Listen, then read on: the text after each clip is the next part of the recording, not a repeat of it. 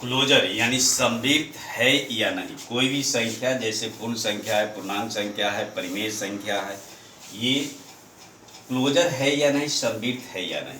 हम सबसे पहले पूर्ण संख्या के लिए समृद्ध ले रहे हैं। तो पूर्ण संख्या क्या है? वैसे नेचुरल नंबर जो जीरो के साथ हो, 0, 1, 2, 3, 4, 5, 6, 7, 8 एंड सो ऑन, ये पूर्ण संख्या है। अगर कोई दो पूर्ण संख्याओं को हम लोग लेते हैं, मान लो कि 0 और 5 ले लो, जोड़ते हैं दोनों को तो यहाँ पर 5 ही आएगा, यहाँ पर 5 आता है। 0 और 5 को जोड़े तो क्या रहा? 5 आया, तो 5 इसमें है। 5 है तो ये पूर्ण संख्या है, यानी पूर्ण संख्या जो के अंतर्गत समृद्ध है। मान लीजिए 1 और 5 को जोड़ोगे तो 6 आएगा, तो 6 भी एक पूर्ण संख्या है।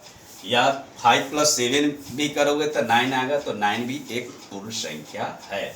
अगर वो जोड़ने पर अगर पूर्ण संख्या आ जाते हैं तो जो के अंतर्गत पूर्ण संख्याएं समृद्ध होंगी। अगर हम घटाते हैं, अगर दो पूर्ण संख्याओं को अगर हम घटाते हैं, यानी इसको हिंदी में क्या कहा है? व्यवकलन यानी सब्ट्रैक्शन। दो पूर्ण संख्या है, 5 और 7 को हम लोग लेते हैं, 5 और 7 को लेते हैं तो क्या होता है? -2 आता है। -2 आया तो ये -2 जो है पूर्ण संख्या नहीं है, पूर्णांक संख्या है, इसीलिए व्यवकलन के अंतर्गत ये समृद्ध नहीं है।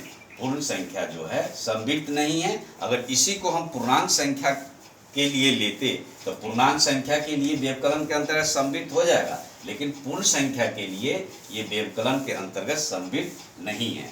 इसी तरह हम लोग गुना, अगर दो पूर्ण संख्याओं को गुना करते हैं तो पूर्ण संख्या ही प्राप्त होगी। जैसे 0 और 3, तो 0 आया, अगर 3 × 7 किए 21 भी पूर्ण संख्या है। तो इसलिए कह सकते हैं कि गुणन के अंतर्गत ये पूर्ण संख्या समृद्ध है, इसलिए कि दो पूर्ण संख्याओं को हम लोग मल्टीप्लाई करेंगे, गुना करेंगे तो पूर्ण संख्या ही आएगा। अगर दो पूर्ण संख्या को हम लोग भाग देते हैं तो वो पूर्ण संख्या नहीं प्राप्त होता है, इसलिए भाग को कहेंगे कि पूर्ण संख्या भाग के अंतर्गत समृद्ध नहीं है। इसी तरह आप पूर्ण संख्या के लिए ये लिए हैं, पूर्णांक संख्या के लिए इसी तरह अगर दो को जोड़ने पर पूर्णांक संख्या आ जाता है तो जो के अंतर्गत होगा, व्यवकलन के अंतर्गत दो संख्याओं को लीजिए तो अगर वो पूर्णांक संख्या आ जाता है तो समृद्ध होंगे। गुना करते हैं दो संख्या को, परिमेय संख्या के लिए भी इसी तरह आप करके देख सकते हैं और पता लगा सकते हैं कि वो संख्या आ रहा है कि नहीं।